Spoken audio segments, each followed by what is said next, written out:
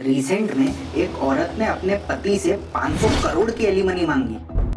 क्या इंडिया का लॉ आदमियों के लिए अनफेयर है? 20,000 ये मुझे पे करते हैं, लेकिन 20,000 कुछ भी नहीं होता है मेरे लिए। फैमिली कोर्ट से जो ऑर्डर मुझे मिला है 1 करोड़। कभी कोई फेमस बॉलीवुड स्टार 5 करोड़ का कंपनसेशन दे रहा है तो कभी आपके चहीते क्रिकेटर्स भी इससे बचे हुए नहीं है। तो आम आदमी की तो बात ही क्या है। क्या रीजन है कि इंडिया में कंटिन्यूसली डिवोर्स बढ़ते जा रहे हैं? आखिर हमें एलिमनी की जरूरत ही क्यों पड़ी? और ये एलिमनी की अमाउंट डिसाइड कौन करता है? क्या ये एक नया एक्सटॉर्शन का धंधा तो नहीं बन चुका? तो आइए आज के वीडियो में जानते हैं।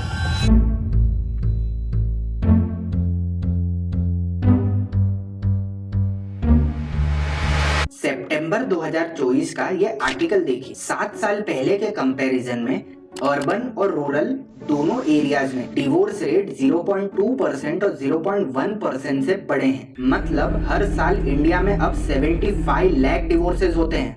वही बम्बल जो एक डेटिंग ऐप है, उसके सर्वे में पता चला कि 81% ऑफ इंडियन वुमेन्स अब मैरिज की जगह सिंगल लाइफ चॉइस कर रही है। इसका सबसे मेन रीजन है फाइनेंशियल इंडिपेंडेंस। एक सर्वे के अकॉर्डिंग इंडियन मेट्रोज में रहने वाली 47% ऑफ फीमेल अर्नर्स आज इंडिपेंडेंटली अपने फाइनेंशियल डिसीजंस बनाती है। बट अगर इतनी इंडिपेंडेंस है तो हर रोज हमारे सामने इतने एलिमनी के केसेस क्यों आते हैं? जहां ऋतिक सुजैन का डिवोर्स 380 करोड़ रुपए में सेटल हुआ, वहीं करिश्मा कपूर को भी 14 करोड़ की सेटलमेंट मिली।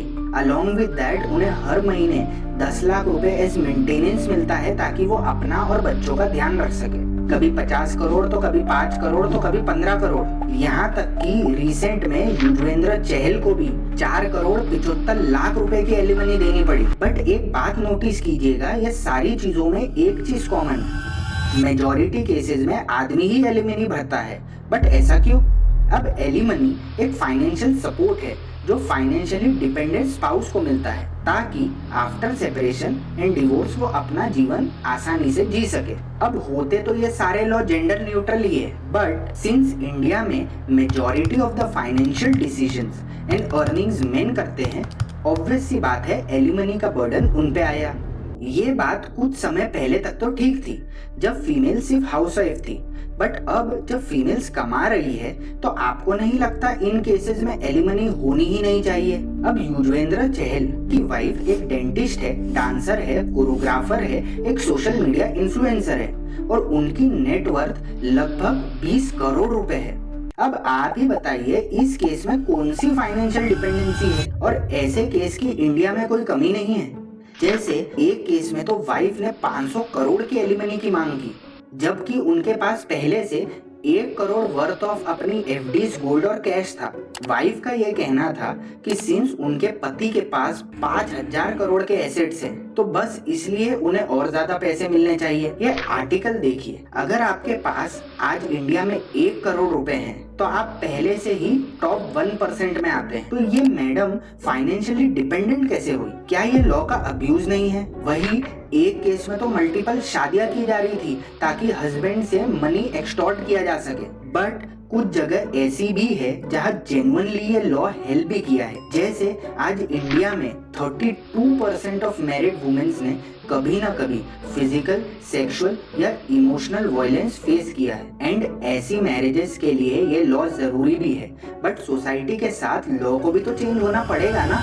वेटिकन सिटी, फिलीपींस तो कुछ ऐसी कंट्रीज है जहाँ पे डिवोर्स ही इलीगल है। मतलब कुछ गलत भी हो रहा हो तो आप बस निभाते रहो। अब आपके मन में एक सवाल आ रहा होगा कि ये करोड़ों का एलिमनी का हिसाब कोर्ट डिसाइड कैसे करता है? ये टॉपिक के बारे में मैं वीडियो में आगे बताऊंगा, बट उससे पहले जानते हैं कि क्या एलिमनी रिजेक्ट भी हो सकती है? तो इसका आंसर है यस। अगर वाइफ के पास सफिशिएंट और इक्वल इनकम है, वाइफ अडल्ट्री में इन्वॉल्व है या वो अपने पति के साथ रहना नहीं चाहती विदाउट एनी वैलिड रीजन, इन केसेस में कोर्ट एलिमनी को डिनाई कर देता है। अब 2024 के सुप्रीम कोर्ट के एक जजमेंट के अकॉर्डिंग ये फैक्टर्स है जिससे एलिमनी की अमाउंट डिसाइड होती है। इसे एक एग्जांपल से समझते हैं। जिया जो कि एक हाउसवाइफ है और 25 साल से अजय से मैरिड है, अगर वो अपने पति से डिवोर्स लेती है तो कोर्ट सबसे पहले ये देखेगा कि जिया अपने हस्बैंड पे क्या फाइनेंशियली डिपेंडेंट है।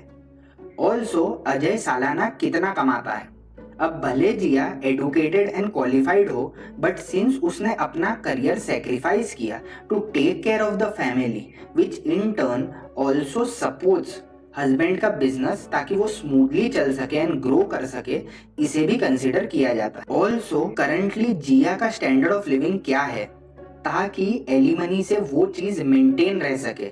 उसी के साथ क्या जिया की ये लाइफस्टाइल को हस्बैंड कंटिन्यूसली अफोर्ड कर सकते हैं? अब यही बात करें, अगर किसी हस्बैंड को एलिमनी चाहिए तो वो सिर्फ एक्सेप्शनल सर्कमस्टेंसेज में ही होती है। सबसे पहले तो आदमी को ये प्रूव करना पड़ेगा कि वो फाइनेंशियली पूरी तरह से अपनी वाइफ पे डिपेंडेंट है विद अ वैलिड रीजन, जैसे कि वो डिसेबल है और कोई पैसा नहीं कमा सकता है, और ये चीज भी प्रॉपरली कोर्ट वेरीफाई करने के बाद ही एलिमनी देती है। बट हमारे यहाँ जहाँ सालों लग जाते हैं टू गेट अ जजमेंट, इस हैसल से बचने के लिए इंसान अक्सर केस को सेटल ही कर लेते हैं, क्योंकि हमारे लॉज सब्जेक्टिव बेसिस पे चलते हैं, जैसा केस वैसा भेस। बट वही कुछ वेस्टर्न कंट्रीज की बात करें, जैसे यूएसए में फॉर्मूलाज होते हैं ताकि हम कैलकुलेट कर सके कि एलिमनी की अमाउंट क्या होगी। वही यूके में स्टैंडर्ड ऑफ लिविंग के बेसिस पे एलिमनी डिसाइड होती है। चाइना और जापान जैसी कंट्री की बात करें तो वहाँ पे एलिमनी की जगह वन टाइम सेटलमेंट को ज्यादा इंपॉर्टेंस दी जाती है। वही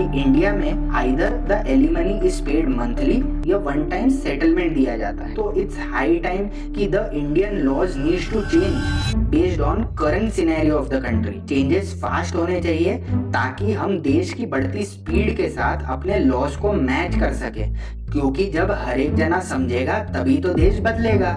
तो आज के लिए बस इतना ही। थैंक यू दोस्तों।